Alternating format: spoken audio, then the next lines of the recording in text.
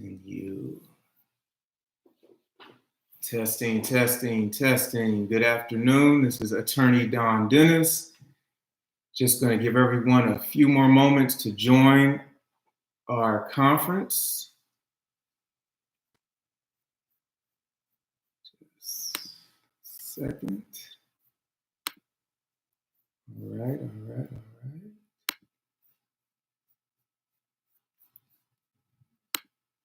Here we go.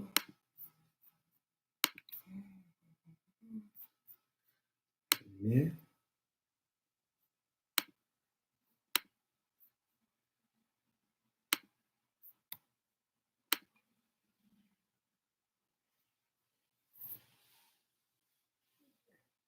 Good afternoon. Please make sure you grab a pen and paper as we are really going to get into the nitty-gritty of some very interesting topics today, especially with respect to contracts and dealing with a lot of tricky contract situations in light of the coronavirus.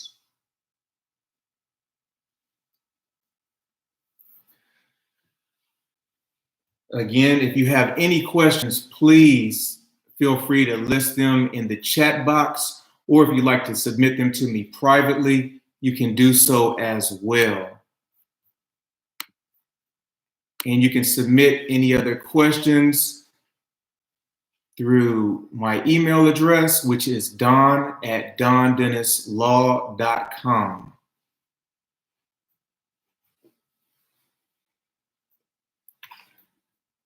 A few more people joining our call. Let's see here. Okay. So, heads up, this is Attorney Don Dennis. I am a transactional attorney that focuses on assisting businesses and nonprofits of all sizes with respect to handling transactions and contracts and tricky situations and all types of things that they need to maneuver and navigate through.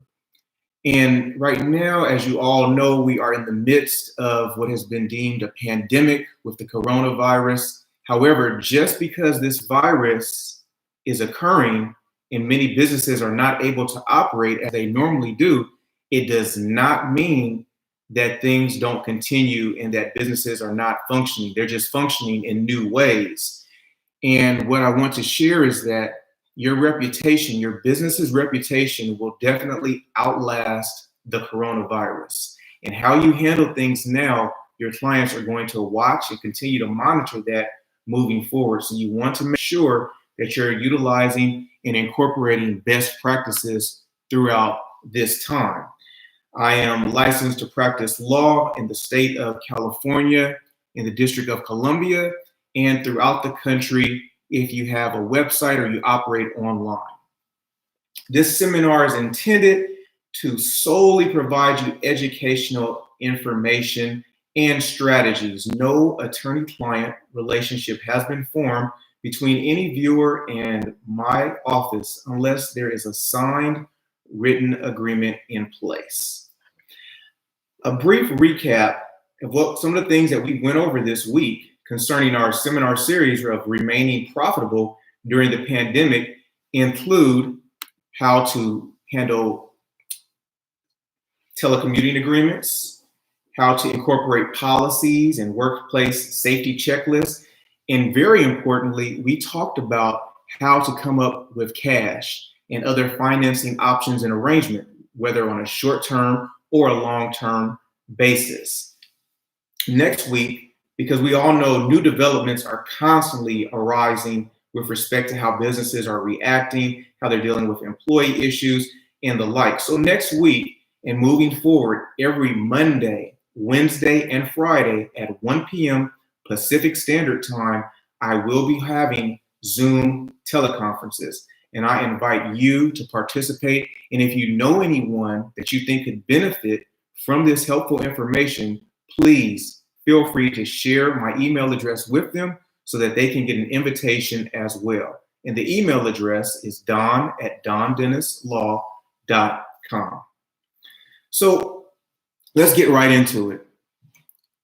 Everyone has heard the phrase, I'm going to wash my hands of the situation and rights that are in place. You can't just say, well, I was watching TV and Trump said that it's a Chinese virus going on, so everyone stay home. I'm going to wash my hands of any obligations that I was supposed to do, and I don't have to do anything, and I can keep the money that anyone has paid me until further notice. It doesn't work like that.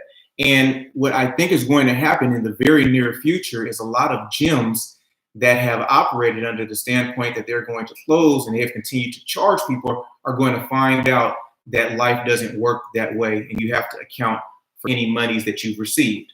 So let's go over some of the bare basics of contracts. In all contracts, there's an offer, acceptance, and consideration. Let me give you an example. Let's say you go to McDonald's. When you look at the board of the menu through the drive-through, that is McDonald's Corporation making you an offer, offering you a Big Mac, French fry, a shake, or any other breakfast item that you may want to purchase. When you tell them what you want at that speaker, you are accepting the offer that they have presented to you. And when you pull up to the window and pay, you provided consideration, which is the bargain for exchange for the agreement. So there you have offer, acceptance, and consideration. Now that's a one-time finite transaction. The same can be said if you go to a car dealership. As soon as you pull up on the lot, I'm sure you've been to some in your life, and as soon as you get out the car, some salesperson runs up to you and is trying to talk to you about a car. They're trying to make an offer you the opportunity to buy some car that they think is pleasing to your eye. And if you go on that test drive and you say, hey, I like it, I want to buy that car, then you've accepted their offer. And after you go through the process of dealing with the finance manager and you come to terms as to how much you're willing to pay and you decide and you make the payment, that is the consideration because they've received what you bargained for. Now, there are other transactions that are not always discrete. They're not always a one-time transaction. You make it and then you go on about your business. For example, let's say your business ships out products every day and you have a contract you've established with FedEx where you pay them $1,000 a month and every day they come by your office at 3 p.m. and they ship your products all over the country. So you have a series of transactions that you've agreed upon. Now, what happens if FedEx says, hey, you know what? We can't get to you this month because our driver that normally handles your products and handles your office area has the coronavirus. And we don't have anyone else that can handle your route. What happens because you're already paying? Or what happens if instead the shelter in place prevents you from getting to your office and it prevents you from having the products available, but your FedEx driver consistently shows up every day at 3 p.m. Are you automatically entitled to a refund despite the fact that you had a contract in place with FedEx? We're going to talk about that. Another example of a series of transactions that people are dealing with is think about the Regal movie theaters. They sell an unlimited pass for $21 a month that allows purchasers of that pass to go to any Regal theater throughout the country and watch movies. Well, right now, there's an order in many states that theaters are shut down. So what's going to happen? Is Regal Theater going to be excused from their obligation? Are they allowed to keep charging that $21 a month and keep your money? So let's talk about how the law works pretty much throughout the country when a business can't provide a product or a service that they've contracted to provide. First of all, the first thing that governs the transaction is what does the contract say? There may have been some skillful drafting in the contract that was created between two businesses or a business and a customer that delineates how exactly this matter will be handled. Now, if there was no language in the contract that talks about how to handle this situation, there are other remedies at law that are already available, and we're going to go over them. First, according satisfaction. Second, novation. Third, release. Fourth, rescission. And finally, force majeure. And that's a big topic right now in light of this pandemic. So first of all, accord and satisfaction. Under the law, accord and satisfaction means that there's an agreement between two companies to accept something different than what was originally contracted for. So let's give you an example. Say, for example, there was a party planner that was supposed to deliver 20 dozen eggs from Trader Joe's for a community Easter egg hunt that was going to occur tomorrow. And let's assume that the parks are still open throughout the country and we can have that Easter egg hunt. However, when the party planner goes to get the supplies, he soon learns that he was going to go to Trader Joe's to pick up the eggs, and Trader Joe's is all out. And the planner calls up the community group that he was going to supply the eggs for and says, hey, I can't go to Trader Joe's and get those eggs, but I can get them from Walmart. Is that okay? If the other party says that's fine, then they have agreed to the satisfaction under that. The accord part was proposing to go to Walmart instead of Trader Joe's, and the satisfaction of the contract is the fact that the other party has agreed. So you have an accord and satisfaction, the contract is fine, and you can't later allege a breach of the contract, meaning someone broke the contract because they didn't give me the Trader Joe's eggs I originally wanted. Another way that contracts can be changed is, for example, what is called a novation. A novation is a substitution of a new contract between the same parties to an old contract with the intent to discharge the old contract obligations, so get rid of the old contract obligations, or substitute a new party to the contract to discharge the old party, to let someone else out of that contract. So let's go over an example. Say you're a chef and your restaurant has been hired to prepare 1,000 dinners for a wedding reception, and the primary meat for that reception is chicken. Well, now in light of this coronavirus, all the chicken farmers in the local area are on strike. So you negotiate with the wedding planner to supply 1,000 prime rib dinners instead. And if the wedding party accepts the change, you've instituted a novation because you have a new contract in place. Here's another example. Let's say for that same wedding, the baker agrees to make 5 cakes. However, the baker's oven breaks down and it can't get fixed in time to supply that wedding party order. And so he reaches out to the wedding party and says, hey, I can't make the cakes. However, I have a friend that is also a baker, and he's agreed to make those cakes. Are you willing to accept it? If the wedding party accepts it, then a novation has occurred and there's no longer a breach of contract. Now, another simpler issue would be if two people are contracting right now and there's simply a release, a way to excuse someone from performing under the contract.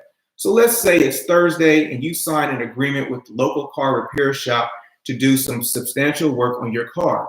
However, you're watching on the news and they haven't put the shelter in place or a complete shutdown in place in the area where you live, but you're very hesitant to go out to interact with people in that type of atmosphere. And so you call up the you call up the car repair shop and you say, hey, look, I'm not really interested in doing this at this time.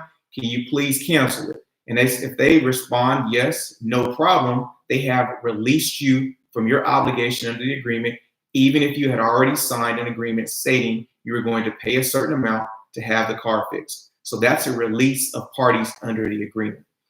In addition, another option is a rescission of an agreement.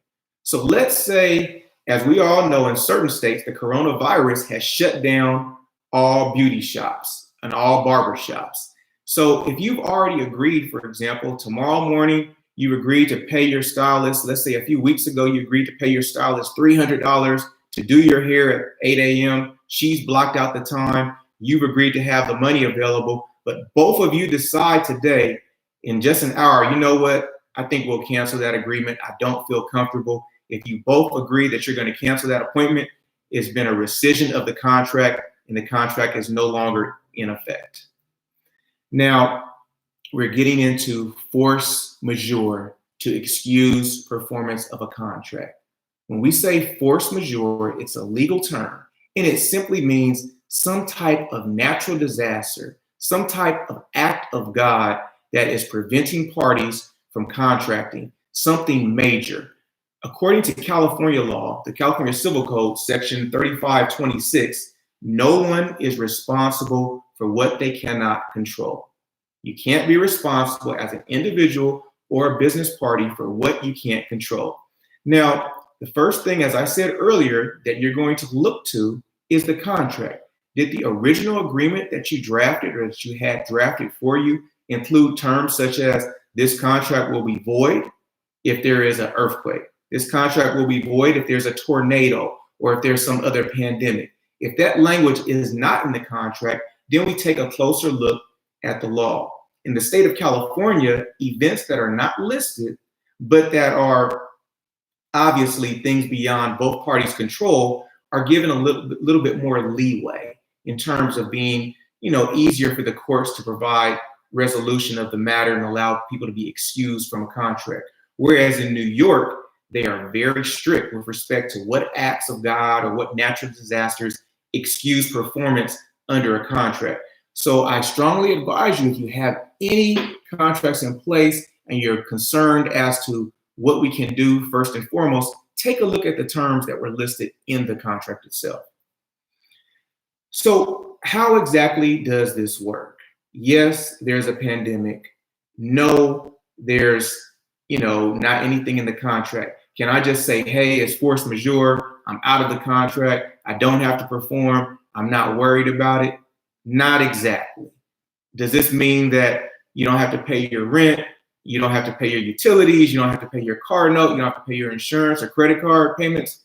Not exactly. It doesn't work like that, because a lot of things, although we're dealing with this right now, when this is over with, no business is just going to accept taking a loss for money that they are due. So always keep that in mind. But according to California Civil Code, Section 1511(2), performance of an obligation is excused when it is prevented by irresistible, superhuman cause, unless the parties have contracted otherwise. So what does it mean, irresistible, superhuman cause?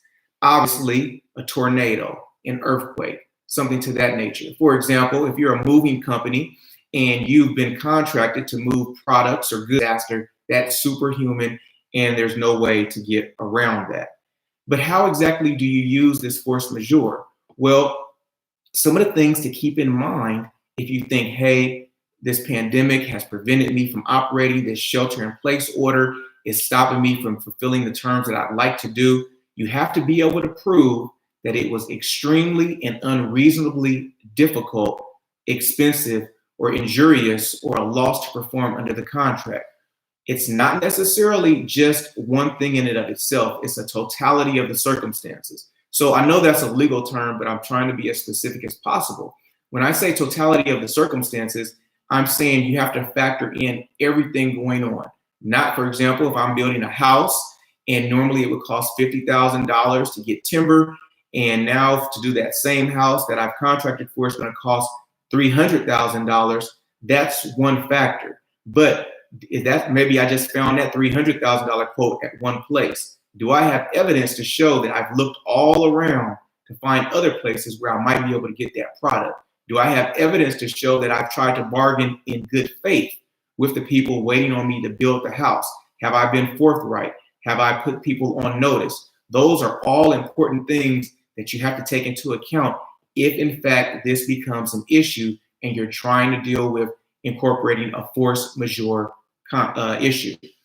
So what are some things that I would strongly encourage you to document? Any government orders. Orders are being that may affect your business. So any government orders that may affect your business, it's good to have them printed up or saved onto your computer in a separate file that you may want to label the coronavirus. And you may, within that folder, want to create something that says March, April, May, everything that's going on each month of this disaster, so that if anything is challenged, you can go back and pull your file to see what was going on at that time.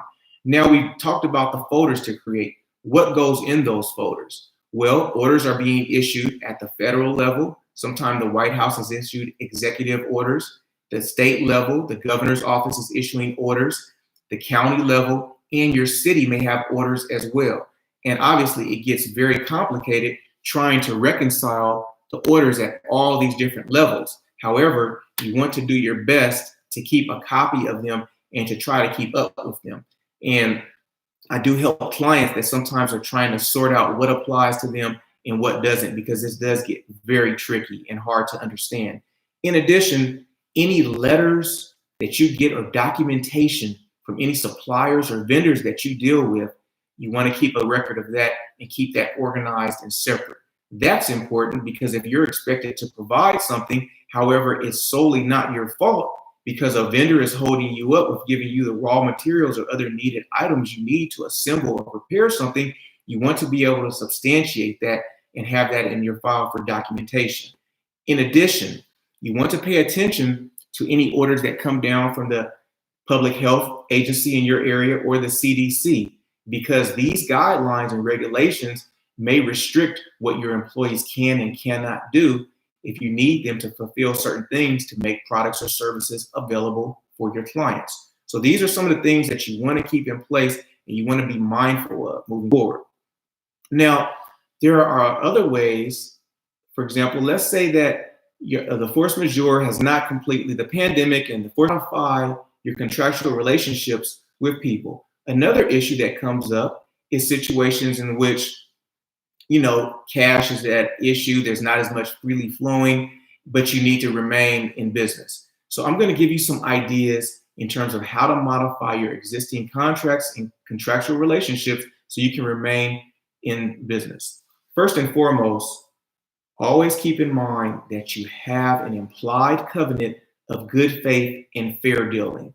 That means that just because it's the pandemic, you shouldn't use this, or another company shouldn't use this to try to make onerous demands on you or to take advantage of someone in a less advantageous situation. So if this pandemic, for example, Walmart has numerous supplies everywhere. Walmart is able to get what they need. They still have their trucks flowing in and out every day. So it would be unfair if they started charging $1,000 for a case of water if they knew that they were the only store in the area that could provide water.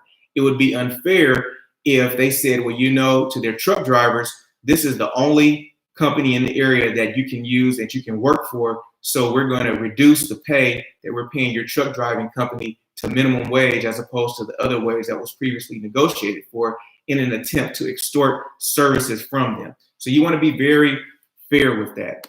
In addition, another way that you may consider modifying the agreement is adjusting the payment dates. Adjust the dates. Maybe you can negotiate with a contracting party to adjust the due dates of certain bills. As you can see, mortgage banks are doing that with respect to mortgages, and a lot of landlords are willing to entertain these ideas in hopes of maintaining good contractual relationships with clients that have just been affected by recent things.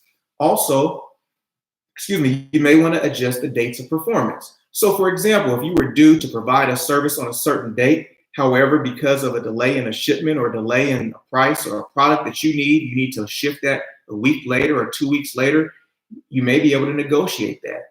In addition, you could promise to resume and work out whatever else you owe someone once the shelter in place is lifted. So these are all types of creative solutions in order to keep your business thriving. Another idea is that, for example, if you don't have the raw material and products that you need or all the services that you have in place to provide what you were contracted for example, let's say Apple Computers was supposed to provide a school 100 brand new MacBooks. However, they can't right now because they don't have all the products. They could say, look, we can, instead of providing all those by May the 1st, we can give you 80 on May the 1st and the additional 20 on May the 15th. And that might be a feasible solution that you can manage or manipulate for your business in order to still maintain that relationship with your customer and keep things moving as planned.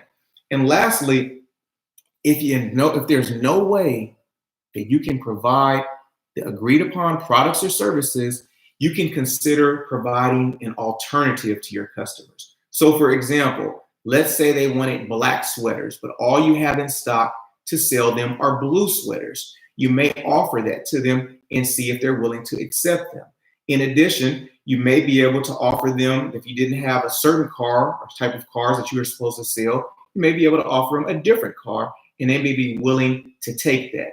However, if you're offering someone a product and it's inferior to the product that you were previously supposed to provide, you may have to provide them credit or a discount for the difference in what they were going to receive.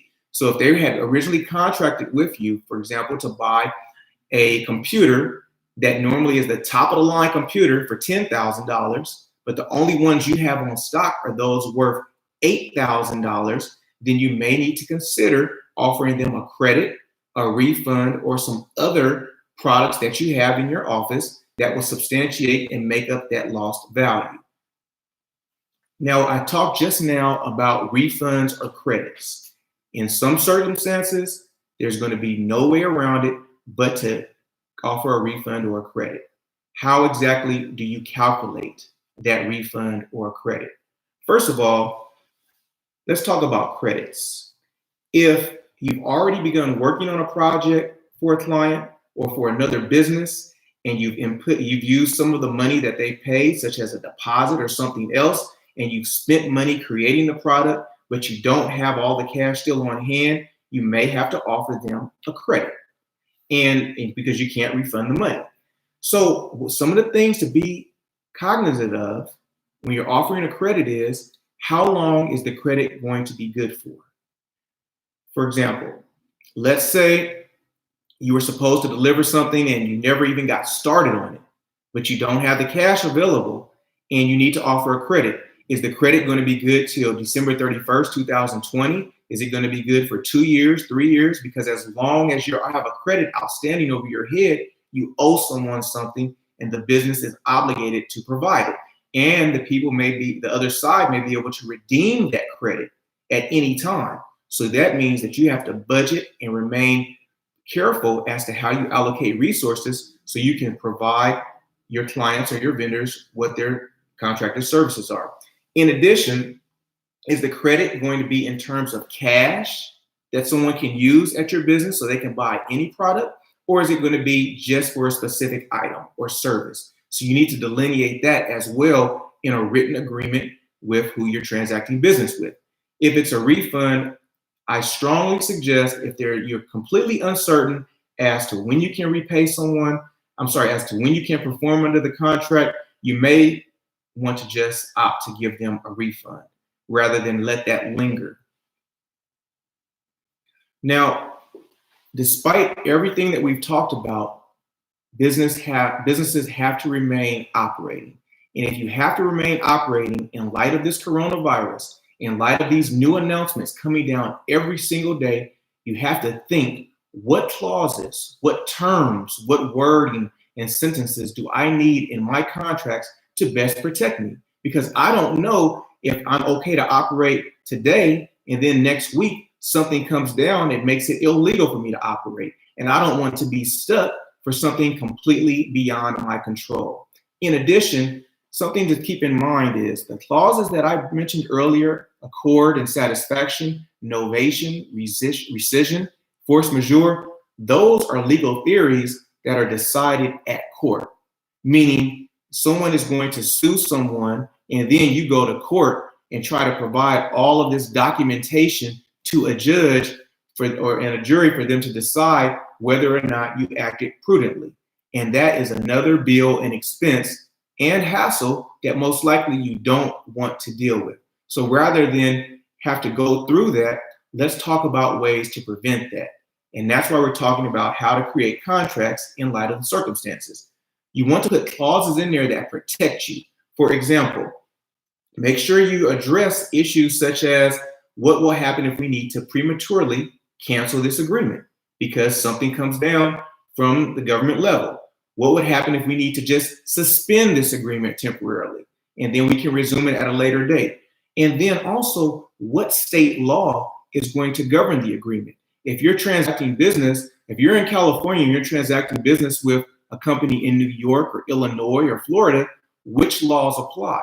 Because the laws concerning the governing of contracts are different in each state. And you want to make sure you choose state law that is more advantageous and more favorable to your business. In addition, it's going to be very difficult for you if you choose laws in another state that you're unfamiliar with, because most likely or that you don't have a location of operation there, because you're going to have to retain a lawyer in that state to defend you that's more familiar with the law, and that can get costly as well. Therefore, these are things that you want to keep in mind as you're contracting. Now, at this point, we are getting close to the end of our session. Does anyone have any questions that they'd like to submit? Because what's going to happen is I'm going to continue lecturing on these contracts on Monday at 1 p.m. Pacific Standard Time. And you're more than welcome. And I definitely invite you and encourage you to encourage and invite other business owners to participate, because there's a lot of other ideas I need to share with you to help you as we're navigating this coronavirus. So if there are no questions at this time, or if you think of some questions later, feel free to send me an email to don@dondennislaw.com. Again, it's Don, D-O-N, at dondennislaw.com.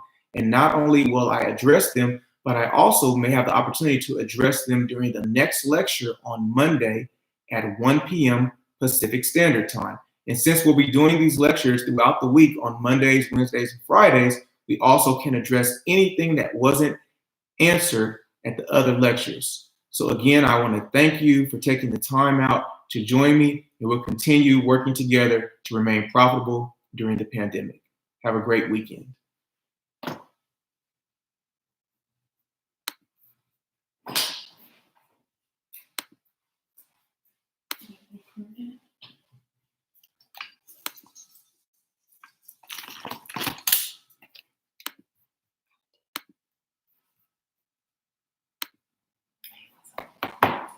Maybe that's true.